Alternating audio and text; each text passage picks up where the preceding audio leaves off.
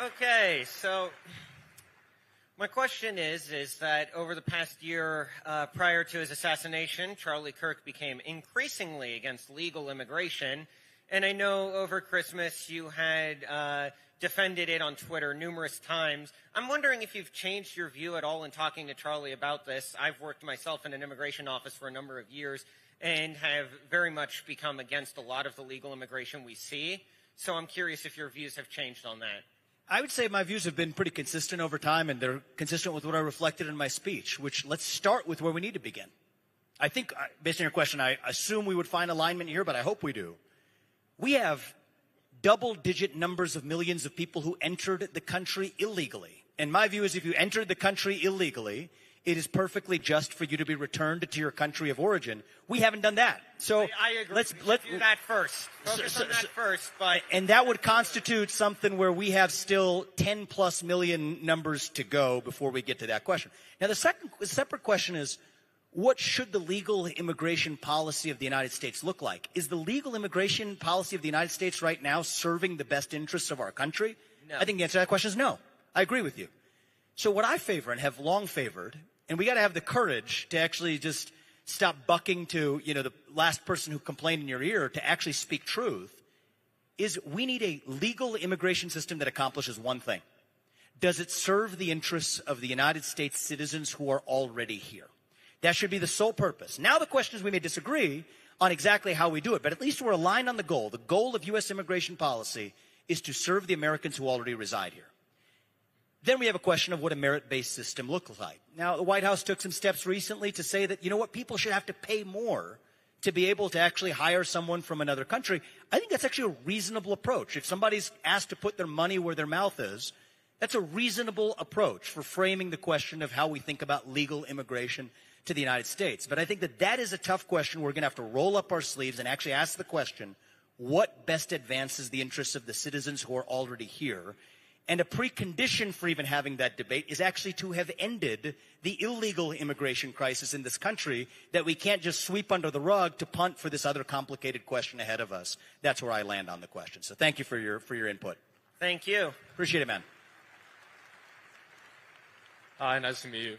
My name's Luke. I got a question. Here we go. So in my opinion, the mental health crisis in America is the biggest threat to the future of society, and the numbers speak for themselves as in the past 20 years, the reported depression and anxiety rates have gone from 8% to 20%, and this exponential growth almost as high as Nancy Pelosi's investment returns. But anyways, it feels like the scale of this mental health issue is overlooked and frankly being abused, whether that is through social media ecospheres and algorithms within school systems or promotion of radical left agendas such as transgenderism. So how will people realize this massive issue that affects all of us right now, and what should we do about it? Look, it's an epidemic in our country. Depression, anxiety, fentanyl, suicide, all spreading like wildfire. And it's not an accident that happened over the same period that we see the rise of psychological and political poisons. Wokeism, transgenderism, climatism, COVIDism. These are symptoms, in my view, of a deeper void of purpose and meaning in our country, particularly amongst young people.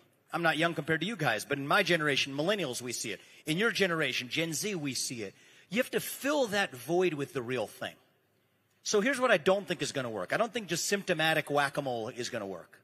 I think we have to fill that void, that black hole, with the real thing, with a vision of American national identity that runs so deep that it dilutes the poison to irrelevance, with the self-confidence that comes from having two parents in the home, in a stable nuclear family that gives a kid the foundation to believe they can jump higher when they do so from a stable foundation.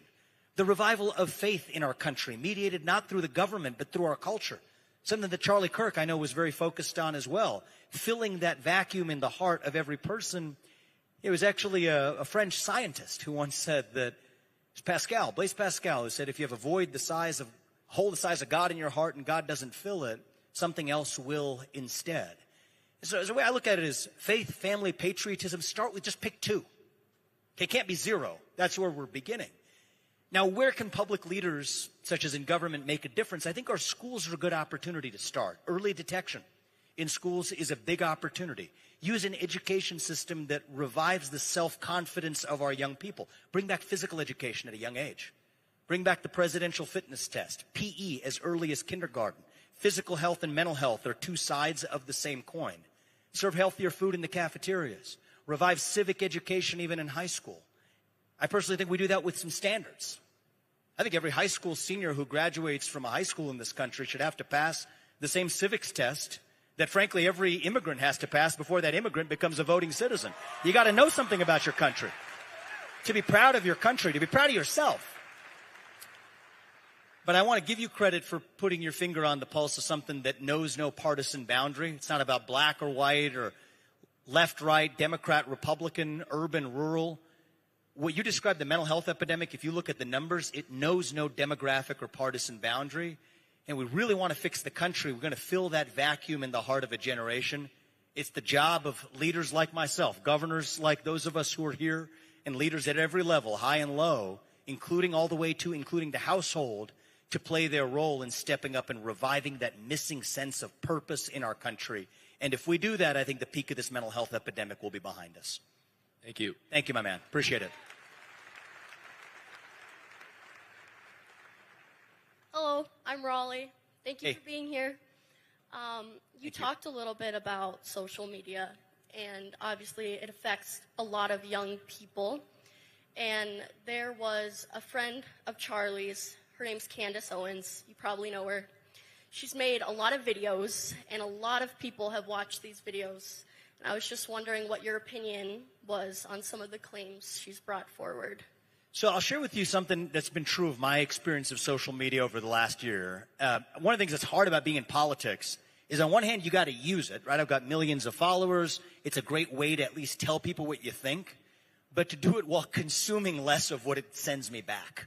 So I would say over the last year, since I left the presidential race, one of my learnings is, you think about even the last question about mental health. You got to practice what you preach and set a model.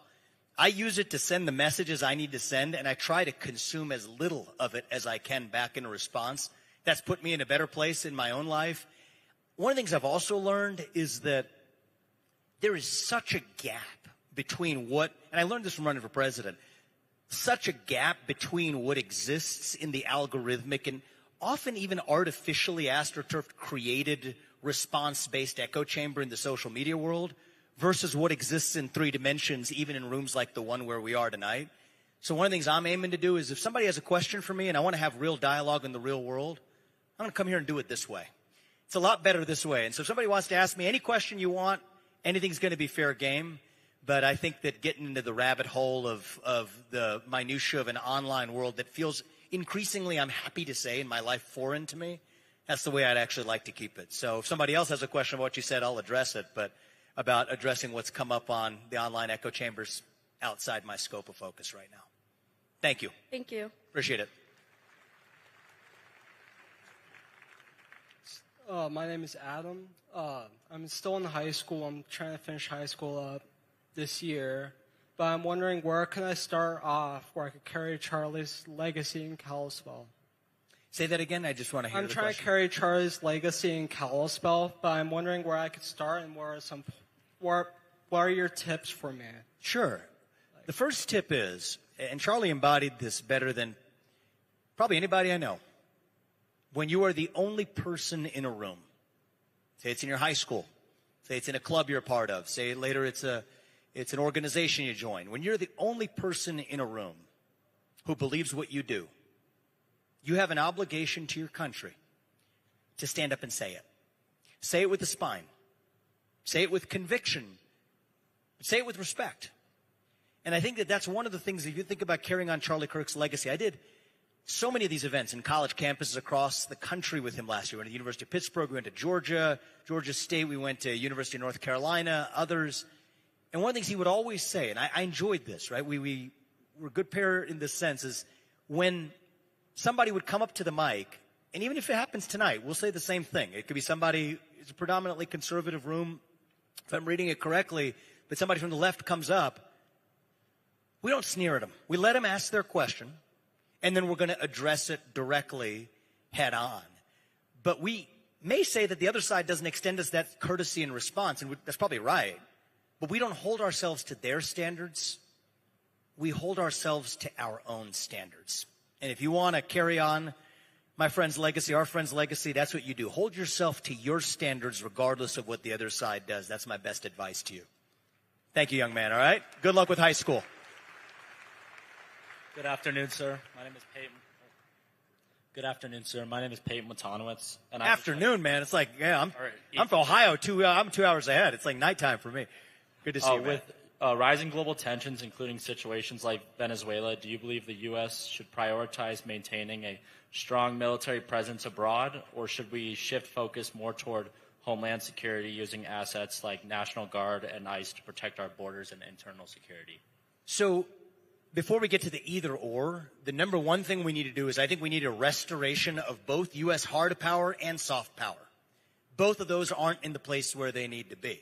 I think it's unacceptable if you have hypersonic missiles operated by other countries in an era of potential risks of nuclear risks where Russia or other countries have hypersonic missile capabilities ahead of that of the U.S. No, we need a restoration of our hard power capabilities, not rhetoric, not just the chest thumping, but actual tools, our military industrial base, our ability to produce actual hard military power. God forbid in the situation that we need it, which we hope we don't have, we need to actually have hard power to the fullest. And then I also want to see a restoration of soft power. You know, I think that part of the U.S.'s cultural cachet around the rest of the world, even the dollar as the reserve currency of the world, is a great form of soft power. So I want to see both of those things. And I think if we're strong in raw hard power, that actually goes with, hand in hand with, having strong borders. So to me, it's not an either or. It's a commitment to do what we actually know where we're short. And it's easy to deflect on the fact that we're behind on certain capabilities, like shipbuilding. Like we're going to hit a nadir in the number of our ships in the South Pacific precisely around the time where, you know, Taiwan might be vulnerable to Chinese incursion. This is not a moment to change the subject from the main show. You can change the main show to a lot of peripheral questions around U.S. military power. I'd say keep the main thing. Restore hard power, restore soft power, and then use it to do what actually best protects American interests rather than ancillary interests. That's the order where we go, and I think that if we do that, we're going to be well on our way to restoring our international position of military strength where we've historically been. Thank you. Thank you. First off, I want to say thank you so much for coming. Thank you, man. In 2024, 2.2 million adults in the U.S. attempted suicide. Each year, the amount of attempts exponentially grows. Around 70% of these attempts are male. There's a stigma that makes a lot of men feel like